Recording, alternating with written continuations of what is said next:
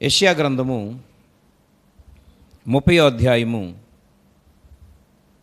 18వ వచనంలో ఈ విధంగా వ్రాయబడి ఉంది. కావున మీ అందు దయ చూపవలనని యెహోవా ఆలస్యము చేయుచున్నాడు, మిమ్మును కరుణింపవలనని ఆయన నిలబడి ఉన్నాడు. యెహోవా న్యాయము తీర్చు దేవుడు, ఆయన నిమిత్తము కనిపెట్టుకుని వారందరూ ధన్యులు అని ఈ చక్కని వచన భాగములో వ్రాయబడింది. ప్రవక్త అయినటువంటి యెషయా ద్వారా దేవుని ప్రజలమైన దేవుని బిడలమైన మనతో నేటి దినం ఈ సందర్భంగా ఆయన మాట్లాడుతున్నది ఏంటి అని అంటే, మీ అందు దయచూపవలనని దేవుడు ఆలస్యం చేస్తున్నాడని, మనలను కరుణించాలని దేవుడు నిలబడి ఉన్నాడని, యెహోవా న్యాయము తీర్చేటువంటి దేవుడని, ఆయన కొరకు కనిపెట్టు వారందరూ ధన్యులు అని ఈ వచన భాగం యొక్క భావం. పిల్లరా, తండ్రి అయినటువంటి దేవుడు రెండవ పర్యాయం ఈ భూమి మీదకి రావలసి ఉంది. ఎందుకు అనంటే, ప్రభు అయినటువంటి యేసుక్రీస్తు ప్రభువారి లోకానికి రాకముందు కొన్ని వందల సంవత్సరాల క్రితం ఆయన ఈ లోకానికి వస్తాడని ప్రవచించడం జరిగింది. ఆ ప్రవచనాలన్నీ నెరవేరినాయి. ఆయన పుట్టకముందే, ఆయన పుట్టి కొంతకాలం ఈ భూమి మీద దేవునికి పరిచర్య చేసి మనుషుల చేతికి అప్పగించబడి గ్రంథం యొక్క సారము నెరవేర్చుట కొరకు ఆయన మరణిస్తాడని, సమాధి చేయబడి 3వ రోజున తిరిగి లెగిస్తాడని, సజీవుడైన దేవుడు తండ్రి యొద్దకు ఆరోహణమే వెళతాడని రాయబడింది. ప్రవచనాల యొక్క సారం ప్రకారం అవన్నీ జరిగినాయి ప్రియులారా. అదే గ్రంథములో వ్రాయబడిన మాట, ఆయన రెండవసారి లోకానికి రాబోతున్నాడు అని.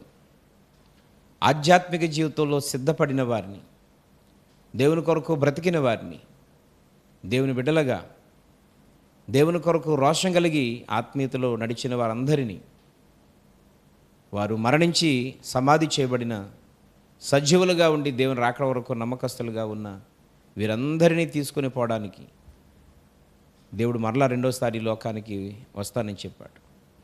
అయితే ఆయన రాకడ పిల్లరా ఈ పాటికే జరిగి ఉండాలి.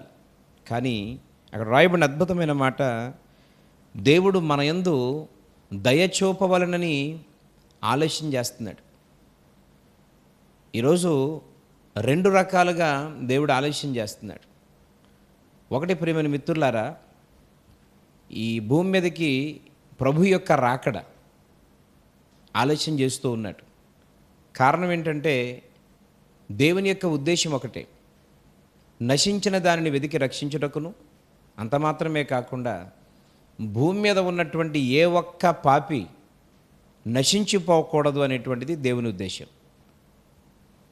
కనుక ఆయన సమయం ఇచ్చే కొలది, ఆ కొద్ది సమయంలో ఈరోజు కాకపోతే రేపైనా, రేపు కాకపోతే మరొక రోజైనా, ఈ వాక్యం కాకపోతే మరొక వాక్యానికైనా, ఈ హెచ్చరిక కాకపోతే మరొక హెచ్చరికకైనా లోబడి సరిచేయబడి రక్షింపబడతారు. నాశనమైపోకుండా, నరకమును పోకుండా మోక్షానికి, నిత్య జీవానికి వెళ్ళే మార్గాన్ని ఎన్నుకుంటారనే ఉద్దేశంతో దేవుడు ఆలస్యం చేస్తూ ఉన్నాడు. ఇక రెండవది పిల్లరా, ఆయన మన మీదకి రావాల్సినటువంటి ఉగ్రత, లేదా మన మీదకి రావాల్సినటువంటి శిక్ష వెంటనే ఆయన పంపించకుండా ఆలస్యం చేస్తూ ఉన్నాడు. నేటి ఆత్మీయ జనాంగంగా ఉన్నటువంటి మనం ప్రభుని ఎరిగి కూడా పిల్లరా కొన్నిసార్లు దేవుణ్ణి మనం బాధ పెడుతూ ఉన్నాం, దుఃఖపెడుతూ ఉన్నాం, దేవుని యొక్క వాక్యాన్ని ధిక్కరించి తిరుగుతూ ఉన్నాం. మన చావు బ్రతుకులలో దేవుడు మనల్ని ఎన్నుకొని ఏర్పాటు చేసుకొని మనల్ని బ్రతికించి మన మీద కొన్ని ఆశలు పెట్టుకున్నాడు. ప్రభుని మనం మహిమపరుస్తామని, ఘనపరుస్తామని, ఆయన నామాన్ని ప్రచురం చేసి అనేక మందిని రక్షణ మార్గంలో నడిపిస్తామని, ఈ ఆశలన్నీ నిరాశలు చేసేసి అంత మాత్రమే కాకుండా ఆత్మీయంగా దేవుని మనం బాధ పెడుతూ దుఃఖపెడుతూ ఉన్నాం. దానికి ప్రతిఫలంగా తగిన శిక్ష కూడా రావాలి మనకు భూమి మీద. కానీ ఆ శిక్ష కూడా పంపించి మనల్ని నాశనం చేయకుండా దేవుడు ఆలస్యం చేస్తూ ఉన్నాడు. కారణం ఏంటి అంటే మన మీద ఉన్నటువంటి ప్రేమ చెప్పున. ఆయన నాశనం చేయలేక, నాశనం చేసే శక్తి లేక కాదు ప్రియులారా. దేవుడు మనల్ని పేరు పెట్టి పిలుచుకున్నాడు, ప్రత్యేకపరుచుకున్నాడు. మనమంటే దేవునికి చాలా మక్కువ. ఆ మక్కువ చేత మన మీదకు రావాల్సినటువంటి శిక్షణ రాకుండా ఆయన ఆలస్యం చేస్తూ ఉన్నాడు. అంత మాత్రమే కాకుండా ఆయన మనల్ని కరుణించవలనని ఆయన నిలబడి ఉన్నాడు. అంటే మన కోసం ఆయన ఎదురు చూస్తూ ఉన్నాడు. ప్రియమైన వారలారా,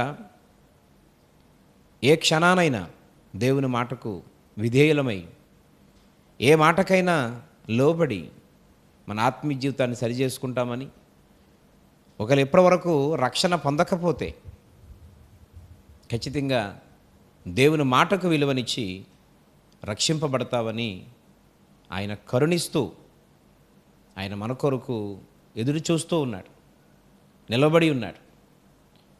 ప్రకటన గ్రంథంలో ఆయన చెప్తాడు కదా, ఇదిగో నేను తలుపుని యొద్ద నిలబడి తట్టుచున్నాను. ఎవడన్నా స్వరము విని తలుపు తీస్తే నేను లోపలికి వచ్చి వారితో కలిసి భోజనం చేస్తాను. ప్రియమైన మిత్రులారా, ఈ వచ్చిన భాగాన్ని మనం ఆలోచన చేస్తే ఆయన మన హృదయం బయట నిలబడి మన హృదయాన్ని అనేక విధాలుగా తడుచి ఉన్నాడు. ఒక మాట కాకపోతే మరొక మాటకైనా, ఒకసారి కాకపోతే మరొకసారి అయినా, ఈ సంవత్సరం కాకపోతే మరొక సంవత్సరమైనా ఏదో ఒక మాటకు లోబడి, వాక్యానికి లోబడి, ఆయన హెచ్చరికలకు విధేయులై మనము మారతామని దేవుడు ఎదురు చూస్తూ ఉన్నాడు. ఆయన నిలబడి మన కొరకు కనిపెడుతున్నాడు. ప్రియులారా, దేవుడు న్యాయం చేసే దేవుడు, ఆయన పక్షపాతి కాదు. కనుక ఆయన నిమిత్తము మనం కనిపెట్టు వారిగా ఉంటే దేవుడు అంటున్నాడు, ధన్యులు మీరు, ధన్యులు. ఈరోజు భూమి మీద ఎవరైనా సహాయం చేస్తాను అంటే వారి కొరకు మనం ఎదురు చూస్తూ ఉంటాం, వారి సహాయం కొరకు కనిపెడుతూ ఉంటాం. కానీ భూమి మీద మనకు ఎదురయ్యేది నిరాశే, దుఃఖమే. ప్రియమైన దేవుని బిడ్డలారా, కానీ ప్రభు అయినటువంటి యేసుక్రీస్తు నిమిత్తం ఆయన కొరకు, ఆయన సహాయం కొరకు, ఆయన రాజ్యం కొరకు, ఆయన రాకడ కొరకు కనిపెట్టే వారందరూ రెండు విధాలుగా కూడా ధన్యులే. ఒకటి, ఇహలోకములను వారు ధన్యులే, వారు పరలోక రాజ్యములో కూడా ధన్యులే. భూమి మీద బ్రతుకున్నంతకాలం ఇహలోకములో కూడా నీకు ధన్యత కావాలి. దేవుని యొక్క ఆశీర్వాదాలు అవసరం, దేవుని యొక్క సహాయం, దేవుని కృప, దేవుని యొక్క నడిపింపు అనేటువంటిది చాలా అవసరం. నువ్వు మరణించిన తర్వాత నీలో ఉన్న విలువైన ఆ యొక్క ఆత్మ ఒక అద్భుతమైనటువంటి స్థలంలో నివసించినట్లుగా ఆ పరలోక రాజ్యములో కూడా నీకు ఒక అద్భుతమైనటువంటి అవకాశం ఉండాలి. కనుక ఇహపరలోకాలలో ఉండేటువంటి ధన్యత ఈరోజు మనందరి సొంతం చేయబడాలనంటే మనుషుల కొరకు, ఈ లోకములో అస్థిరమైన వాటి కొరకు కనిపెట్టుట కంటే సృష్టికర్త అయిన నిన్ను నన్ను సృజించిన మనందరి కొరకు ఈ లోకానికి వచ్చి మన యొక్క పాపముల కొరకై బలియాగమైపోయి, అంత మాత్రమే కాకుండా మనకు పరలోక రాజ్యాన్ని తీసుకుని వెళ్ళి ఆయన ఉండే స్థలములో మనమును ఉండులాగున ఒక ప్రత్యేకమైనటువంటి స్థలాన్ని కేటాయించి, ఎంత బాధ్యత కలిగినటువంటి దేవుని కొరకు కనిపెట్టేవారిగా నీవు నేను ఉంటే, ఆయన వైపు చూసేవారిగా మేము ఉంటే, పిల్లరా, మన జీవితం భూమి మీద ధన్యమైపోద్ది. అంత మాత్రమే కాకుండా పరలోక రాజ్యంలో కూడా అద్భుతమైనటువంటి స్థానాన్ని 100కి 100% నువ్వు సంపాదించుకున్నటువంటి బిడ్డవవుతావు. కనుక ఈ మాటలు మీ హృదయాల్లో భద్రపరచుకోవాలని దేవుడు ప్రేమతో కోరుతూ ఉన్నాడు.